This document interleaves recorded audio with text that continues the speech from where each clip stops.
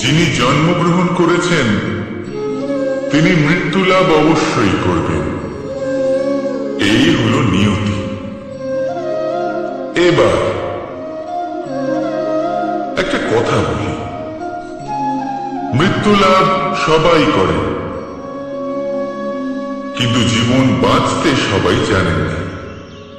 সারা জীবন কেটে যায় কিন্তু জীবন ভালো করে বাঁচতে পারেন না, বুঝতেই পারেন না কি করা উচিত। জীবন বাঁচলেও কিভাবে বাঁচবেন? যদি বাঁচেন তাহলে বাঁচুন সেই প্রদীপের মতো, যে নিজের শিখা দিয়ে অসংখ্য প্রদীপকে জ্বালিয়ে তুলতে পারে, যে নিভে যাবার আগেও অন্ধকারের সাথে লড়তে থাকে।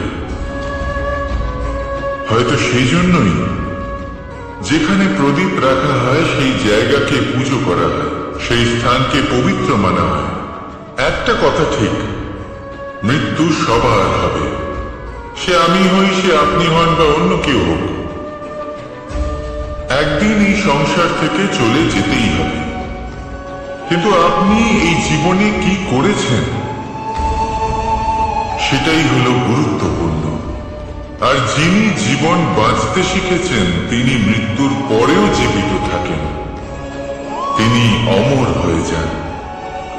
আপনিও এটাই করুন আর আমার সাথে ভালোবেসে বলুন রাধা রাধা। সকলে বলেন এবং আমিও বলি যে মানুষ যেমন সঙ্গে মেলামেশা করেন সেরকমই তার স্বভাব হয়ে যায়। এ হলো সত্য, কিন্তু এটা হলো অর্ধ সত্য। হ্যাঁ, বৃষ্টির ফোঁটা যখন সাপের মুখে যায় তখন তা বিষে পরিণত হয়, তাই যখন ঝিনুকের মধ্যে যায় তখন তা মুক্ততে পরিণত হয়। কিন্তু কোন ব্যক্তির স্বভাব এ হলো অত্যন্ত গুরুত্বপূর্ণ। কোন এক ফুলের কথা ভাবুন, সেই ফুলের সাথে জড়িত সেই কাঁটাগুলোর কথা ভাবুন। সহস্র বছর ধরে সেই কাঁটা ফুলের সাথেই লেগে রয়েছে, কিন্তু আজও সেই বিধেই যায়, সেই যন্ত্রণাই দেয়, সুবাস ছড়ায় না। কেন? কারণ বিধে যাওয়া কাঁটার স্বভাব হয়। এটা বুঝেন।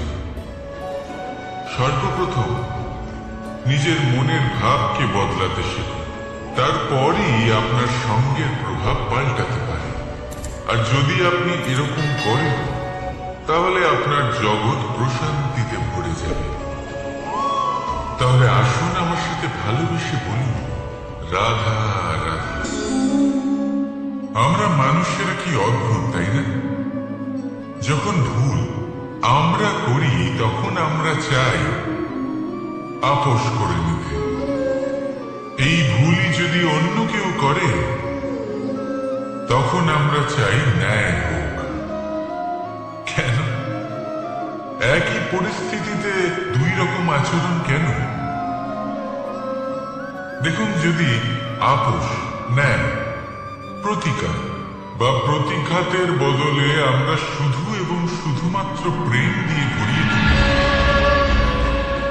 তাহলে না আমাদের আপোষ করে নেবার আশা থাকবে, না ন্যায় পাবার আকাঙ্ক্ষা।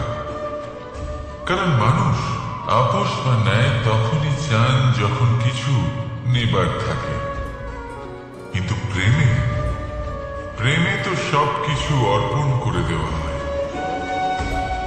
মনে রাখবেন, সব থেকে বড় আপোষ আর সব থেকে বড় ন্যায় শুধুমাত্র ভালোবাসা। তাহলে আসুন আমার সাথে ভালোবেসে বলুন রাধা রাধা। যে কোনো বস্তুর বা প্রাণীর আকার, স্থিতি, পরিস্থিতি বা শক্তি দেখে আপনি কি তার ক্ষমতার অনুমান করতে পারবেন? কখনোই না। ঈশ্বর আপনার মঙ্গল করুন। আজকে এখানে শেষ করলাম। আপনাকে অসংখ্য ধন্যবাদ আপনার মূল্যবান সময়টুকু আমাদের দেওয়ার জন্য। আপনাদের যদি এই ভিডিওটি ভালো লেগে থাকে তাহলে আপনি আপনার বন্ধু ও আপনার পরিচিত মানুষের সাথে শেয়ার করতে পারেন। এরকম আরো ভিডিও পেতে হলে চ্যানেলটি সাবস্ক্রাইব করুন।